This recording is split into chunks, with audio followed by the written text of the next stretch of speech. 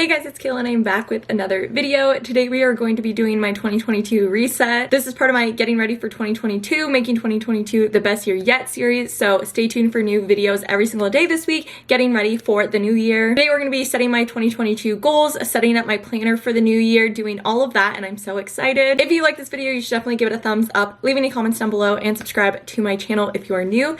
And let's hop right into this video. First things first, we are going to be setting my goals for the year. First, I need to sit down and kind of do some brainstorming and figure out what exactly I want to accomplish, and then we'll kind of nicely write it all out just so it looks nice and pretty and we can be motivated for the new year. Then I'll discuss all my goals and kind of why I set them with you guys. I hope this kind of motivates you to set new goals for the year. I really try and stick to a fairly short list. I don't want to overwhelm myself with the amount of goals I set. I want to set more actionable things that I know I'm going to kind of work towards and accomplish throughout the whole year. Let's sit down, get to brainstorming, and then we'll chat about our goals.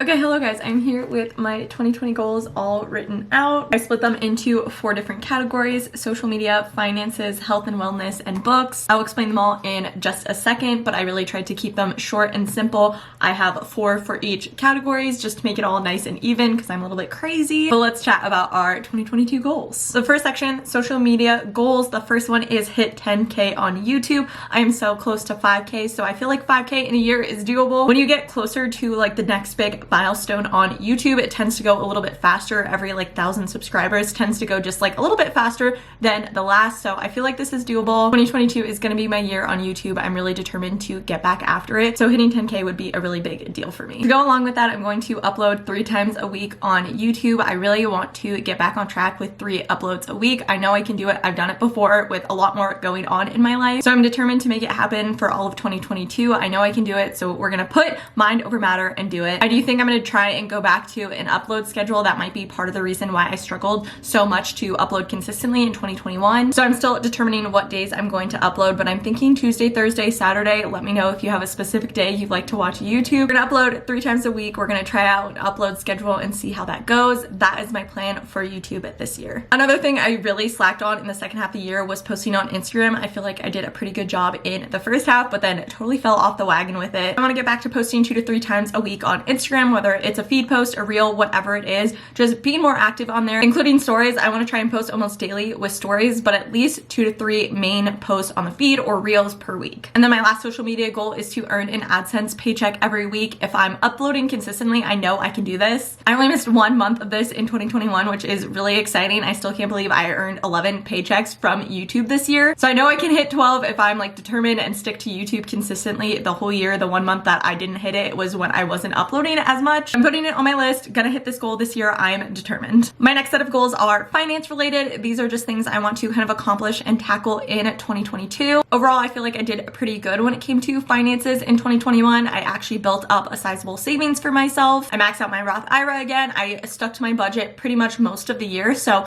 I'm feeling pretty good about finances, but I just want to continue that in 2022, especially looking towards the future. I know I want to save for a house, save for bigger adult purchases, so that means building up a savings, and that's kind of my biggest goal for 2021. 2022, I do not know what year we're going into apparently. The first thing I want to do is hit 15K in savings. I'm not going to say where I am right now and like how much I have to save this year to get that, but it's a good amount where I feel like I can actually accomplishment, but I do kind of have to push myself and be pretty strict with myself about my budget and what I'm spending my money on. It is definitely going to bring a lot more travel than 2021 did, so obviously I want to put more money towards that than just randomly spending on things I don't need. So that's going to kind of help me, I think, stick to my budget a little bit better too. But we're gonna try and save for the big purchases, hit 15K in savings. That would be a good amount towards like a down payment or anything in the future. So we can do. Next thing I want to do is max out my Roth Ira. That's $6,000. I did this the last 2 years and I'm determined to do it again. Where I'm working right now, I don't have the ability to put money into a 401k, so really the only option I have is a Roth Ira. So I'm just trying to max that out every year to save for retirement in the way that I can right now. Basically, that's another $6,000 in savings on top of that, but that is all kind of saved for the future for retirement,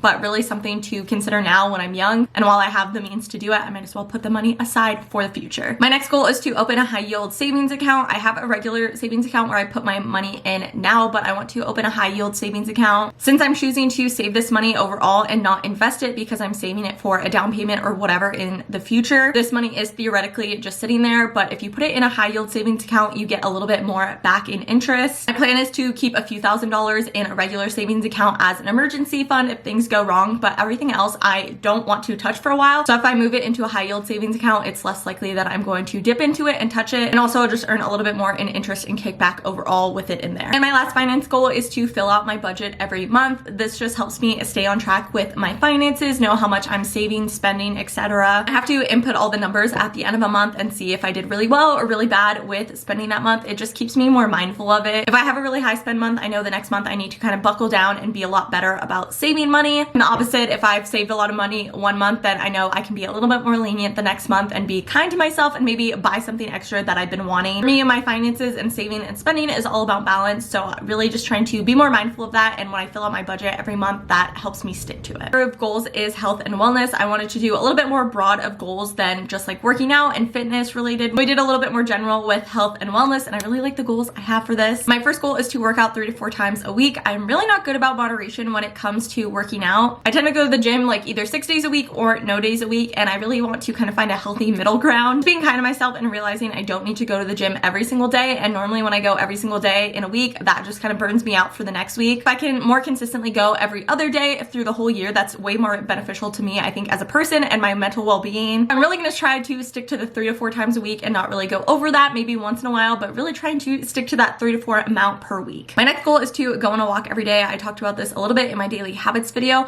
but I think it's so important to get out of my house every single day. Working from home, it's really easy to just like be cooped up inside all day and not think about like leaving my house ever. So going on a walk every day is a good way to get outside, get some fresh air, see some sunshine, and just get my body moving a little bit. It doesn't need to be an hour-long power walk every day, even if it's just 10-15 minutes, but in some way or shape or form, I want to go on a walk. I'm sure on days where I don't go to the gym and work out, I can go on a little bit longer of a walk, but on days where I go to the gym, I don't necessarily need to go on a longer walk, but still getting outside and moving my body in some other way is definitely beneficial. The next goals are a little bit more wellness related, and that is to journal every day. I notice such a difference in my mental health when I am journaling every day, getting all my thoughts and feelings out on paper. It also just helps with my motivation and productivity. When I write out like what I want to accomplish for the day, I'm more likely to stick to that, and it just keeps me more accountable to myself, to my moods, whatever it is. Getting it all out on paper makes such a difference, and I need to just make myself stick to doing it every single day for 5 minutes, and I'm just writing a bunch of BS that doesn't make sense. I think it's still beneficial to get in the habit of doing it every single day. My last goal is to get back into meditation. I don't really know when I fell off with this, but I had a pretty good routine going of meditating every single day. Kind of going along with journaling, I think it's a really good way to just kind of sit down and take a few minutes to be present. Again, even if it's just 5 minutes, I think it's really beneficial to just kind of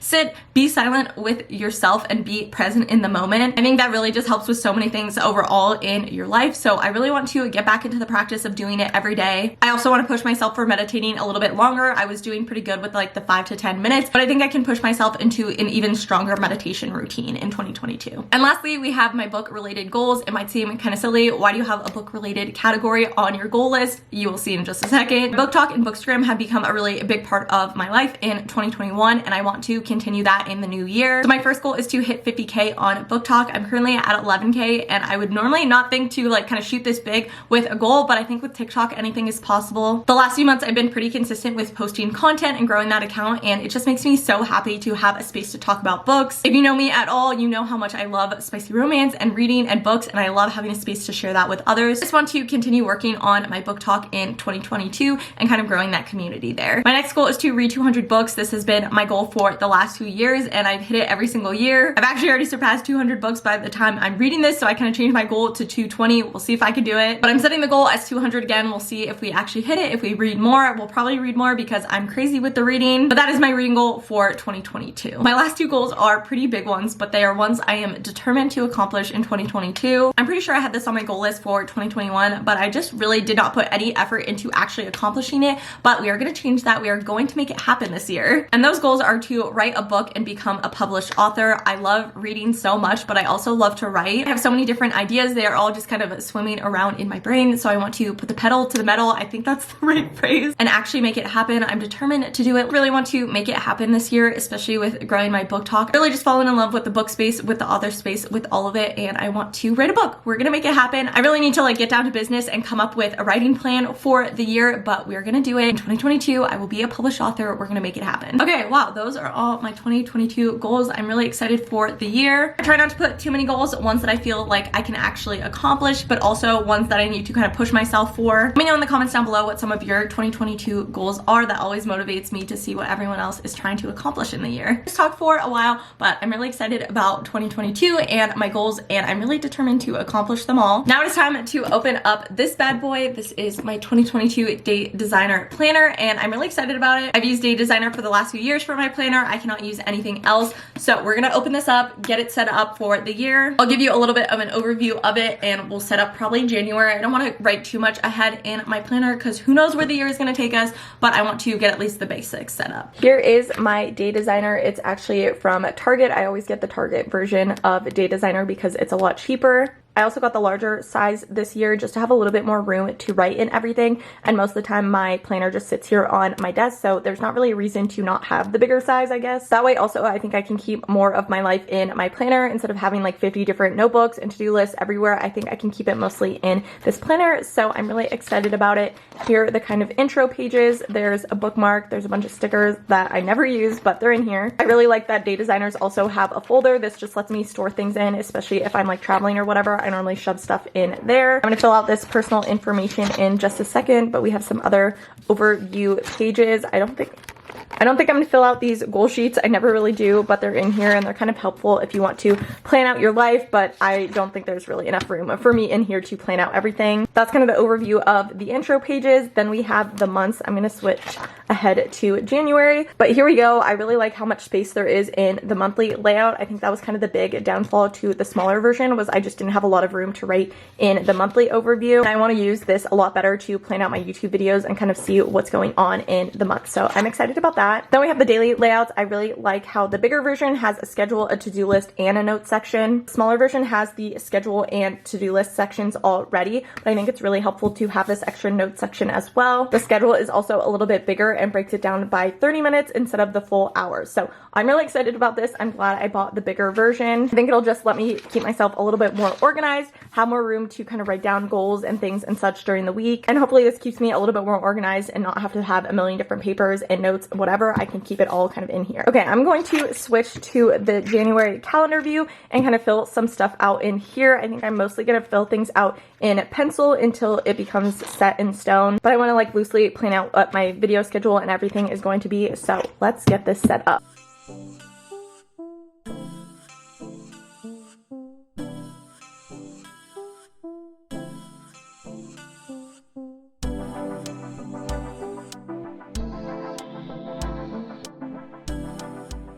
Okay, I just got my planner all filled out for the month of January. I tentatively put in all my YouTube upload dates if I'm going back to a schedule like I want. I have my paycheck dates in there. I have my Disneyland day in there and my days off. So everything is ready to go for January. As the month goes on, I will fill everything out in pen, and I have different color highlighters to mark off different things. I really want to keep myself way more organized in the monthly view instead of just relying only on the day to day. This way I can plan a little bit more ahead for the month and the week, so I'm really excited. Okay, I'm not gonna show you my budget because it's not changing at all for 2022. It has been the same for months and months and months, and I do not feel like strong and confident enough in my financial abilities to show that with you. You should definitely go to Carter's channel if you want more in-depth about finances in your 20s, especially budgeting. I do want to update my savings trackers and like my net wealth tracker. I don't know if that's what you call it. That's just kind of what I have in here, but basically just keeping track of all of my financial accounts in one place, and also keeping track of how much I'm contributing to my Roth each month and my regular savings. So I'm gonna set that up and then I will show you what it looks like. This is just kind of what helps me stay on track with my finances and how much I'm saving and like how much I have left to save. Okay, here is what my finance spreadsheet looks like for 2022. I actually kind of combined a few different sheets. I used to have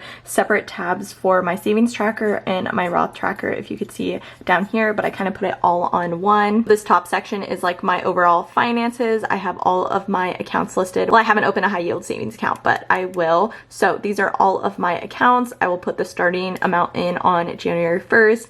And then I have my finance goals for each account, and we will write those all in as we go. And then I have a calculator for all the different totals so I can kind of see my net worth or like net income for everything. And then I also have my savings goals listed on the side over here so I can just easily see them where I want to get. And then these trackers down here are really helpful. I just put in how much I put in each month into my savings or my Roth IRA, and then it will calculate my total investment for the year. And then I can update that here at the top and it will calculate everything for me. I love Google Sheets for that reason because I can just set up formulas to automatically calculate everything for me. I don't have to hand go in and do everything. Then I also just updated my budget template to match everything. I might move this bottom section up on here to the side just so that it's like all laid out in one place. That might be a little bit easier than scrolling. But really, my budget doesn't change month to month. Sometimes I update my different categories and how much I budgeted for each amount, but this is pretty standard and this is what I use. I used Carter's template originally and kind of edited it to what I needed and what I found helpful. So this is what I have. I'm not going to share mine just because this is like what I built for myself and what works for me. I would highly recommend going to check out Carter's budget if you are looking for a budget template, and then I just kind of redid it to what I needed. So that is that. I really like how I made the spreadsheet and put it together. This is going to be really helpful for sticking to my budget in 2022. That's going to be it for this 2022 reset. I hope this motivates you to set some goals and prep for the year ahead. Don't forget that there will be new videos all this week in my Getting Ready for 2022 series. I'm truly so excited to make 2022 the best year ever. If you like this video, please don't forget to give it a thumbs up and leave any comments down below. That really supports my channel and helps my channel grow. And of course, if you're new, don't forget to stick around and subscribe. I do a lot of work vlogs, productivity content, all the things over here on my channel. Thank you so much for watching. I hope you enjoyed this video and I will see you guys in my next one.